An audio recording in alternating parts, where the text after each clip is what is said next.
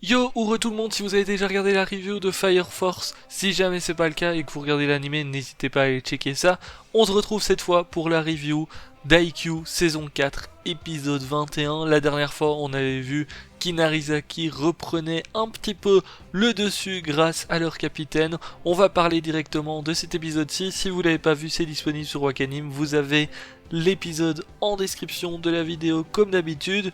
Je vous laisse avec le générique et puis on parle de tout ça.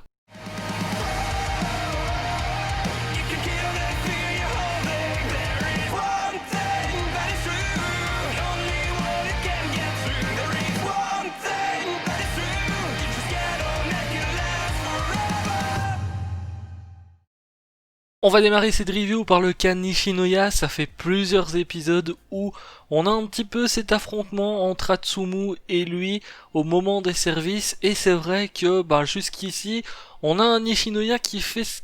Enfin, il essaye de rattraper les services, mais il n'y arrive pas forcément. Et là, on a un petit déclic qui se crée. En fait, à un moment donné, on a un temps mort et on a Nishinoya qui repense un petit peu à son enfance, au moment où il avait peur de certaines choses. Alors je sais plus, il y avait les insectes je crois, il y avait les légumes ou je sais plus trop quoi, enfin les petites choses qu'il n'aimait pas forcément.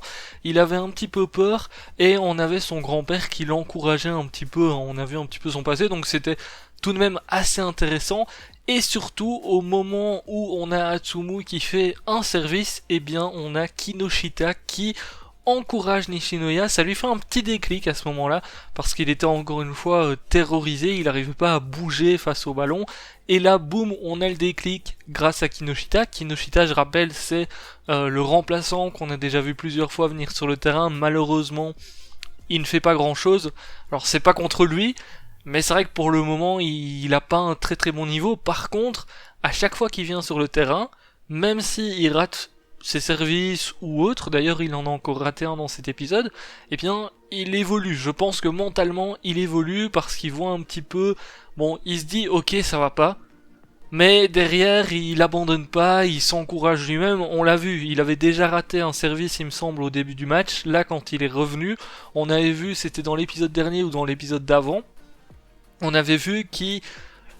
réfléchissait un petit peu à son service tout simplement, hein. Quand il voyait les autres jouer, il était là en mode ok je vais faire un service comme ça, boum, pour essayer de le mettre. Il a essayé de reproduire ça, malheureusement ça n'a pas fonctionné.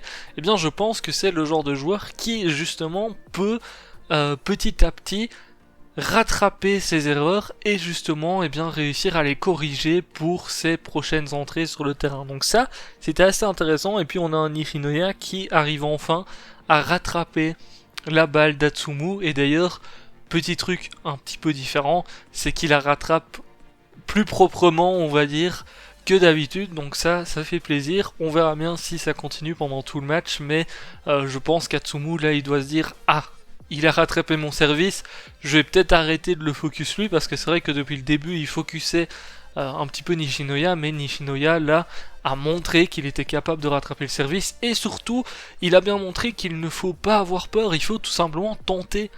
Même quand on a peur, il faut tenter, et puis si ça passe, tant mieux, si ça passe pas, on retentera, c'est tout. Donc ça, c'était plutôt sympa. Alors d'un autre côté, on a l'affrontement aussi Tsukishima contre...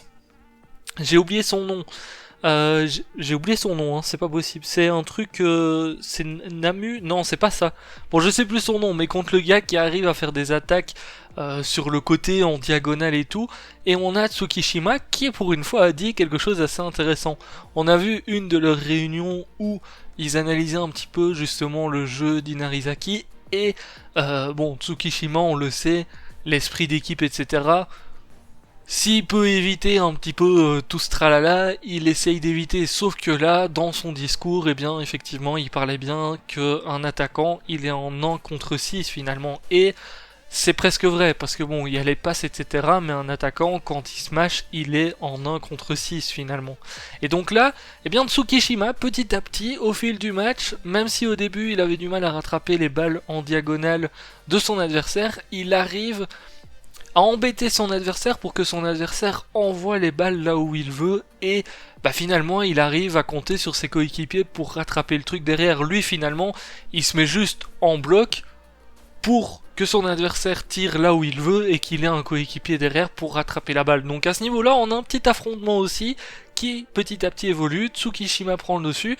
Du côté de Nishinoya, pareil, maintenant il a repris le dessus. Donc petit à petit, on voit justement un petit peu ce qui se passe du côté de Karasuno et on peut se dire qu'ils vont réussir à garder l'avantage parce que pour le moment je crois qu'ils ont l'avantage, ils sont en 17 il me semble, un truc comme ça. Donc ça se passe bien, mais faudra voir à l'arrivée du capitaine parce que le capitaine Inarizaki n'est plus là et quand lui il va revenir, on risque de voir très certainement ce qu'on a vu dans le dernier épisode. D'ailleurs on voit un petit peu le passé des deux jumeaux Miya, bon le passé qui était plutôt sympa de voir un petit peu leur comportement. On voit notamment que ce qui les fait avancer, c'est la rivalité qu'il y a entre les deux. D'ailleurs, on voit un petit peu comment Atsumu a décidé de devenir passeur et tout. Donc ça, c'était plutôt sympa quand même. Et on voit leur évolution. D'ailleurs, on a vu Alan aussi qui était déjà tout petit dans la même équipe qu'eux. Donc ça, pareil, c'était plutôt cool. Mais ce qui était surtout impressionnant, c'est à la fin de l'épisode. À la fin de l'épisode, on a un ballon finalement pas facile à récupérer, hein, donc de Karasuno qui est envoyé du côté d'Inarizaki. Inarizaki, tu vois que le ballon il est compliqué, il vient de toucher le filet, il tombe très lentement, et là on a Atsumu qui, en mode rapidité, même si là ils l'ont montré au ralenti pour le côté épique et tout, mais surtout pour montrer comment Atsumu se place en dessous de la balle et arrive à faire une passe parfaite. Et juste ça, Kageyama qui est de l'autre côté, quand il a vu ça, bon, tu sens que tout va changer chez lui, hein, parce que à la fin de l'épisode, on a une phrase en mode moi aussi je suis là pour, enfin moi aussi je m'amuse ici et tout, et tu sens que Kageyama à la fin de l'épisode, en ayant vu justement son adversaire qui est finalement l'un de ses rivaux, vu que c'est un des passeurs, un des meilleurs passeurs qui existent, et bien boum, il arrive à se motiver et je pense que dans le prochain épisode, on va voir un Kageyama aux petits oignons.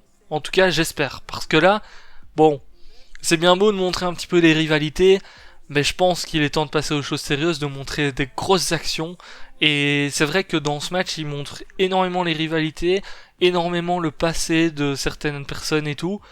Mais à un moment donné, il va falloir qu'il passe vraiment aux choses sérieuses et qu'on ait des actions très très belles des deux côtés, parce que c'est vrai que le fait d'avoir des flashbacks, etc., ça baisse un petit peu le rythme, on va dire ça comme ça, des épisodes. C'est vrai que les épisodes, ils sont très bien comme ils sont là.